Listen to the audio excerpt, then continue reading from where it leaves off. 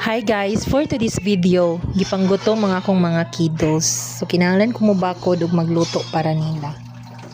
Una, saging ang akong gi-prepare kay kani magud akong mga anak.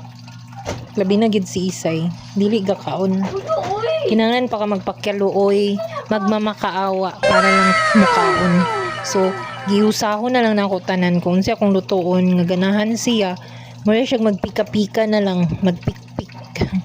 Kung saon niya unsa iyang kaunon kay di ko kung isa ra sad kabuk sudan or duha dili siya mukaon daghan gyud siya arte nga bata maulit nako. Nagpainit pud kog oil sa kalha kay magluto kog itlog. So favorite ni Isay ang itlog. Unsa nga luto nga itlog nga makita niya ganahan siya ana. So muni akong giluto nag sunny side up. Prepare na lang pudain ko og bandihado nga sudlan sa iyang mga pagkaon sa akong ginaluto. Kan ako nga prito sa itlog, perfect na kayo no ang sunny side up. Next nga giluto na ako fishball. So nagluto ko fishball kay pika-pika na siya tagsa-tagsa ra man kung magkaon kung ganahan ganahan lang sila. Katong akong gi-slice nga saging giprito na pudain ako. So nagdugang pud ko og pritog sausage. Nagprito pud ko og rice chicharon nga paborito ni Isay. So guys, tanan ako nga mga naprito ako na rin gibutang diri sa bandihado. Ready na ang food sa akong mga kiddos. So magsakan ako sa room na mo kay para ready na ang K-drama marathon or cartoon marathon. O diba? Ang una giday niya nga gikuha ang chicharon. Ganahan niya na siyang mga lagurot. So ambot lang kumukaon pa ni siya daning uban. Basta ang rice chicharon una gid ang nakita. So okay ra gyapon kay rice man na siya, so healthy ra pud kay na ni Isay. Dayon.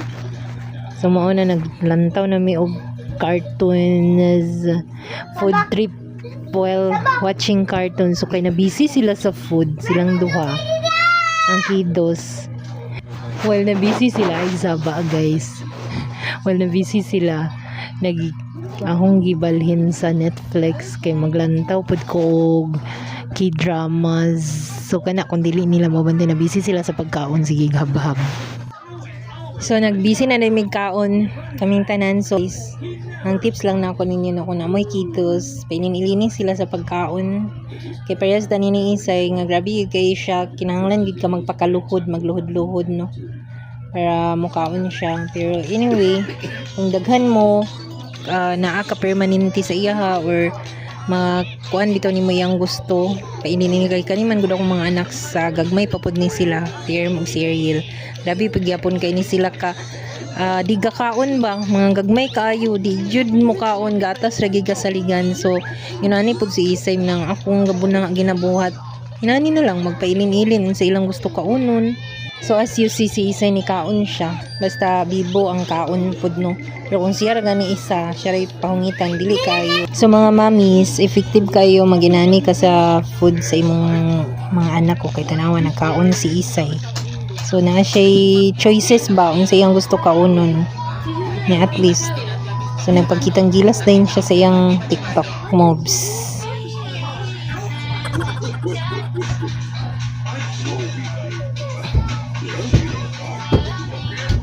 So bahalag dugay bitong mahuman basta naa siya kaon-kaunon gid nay mo salud sa iyang tummy mao ra gid nang importante.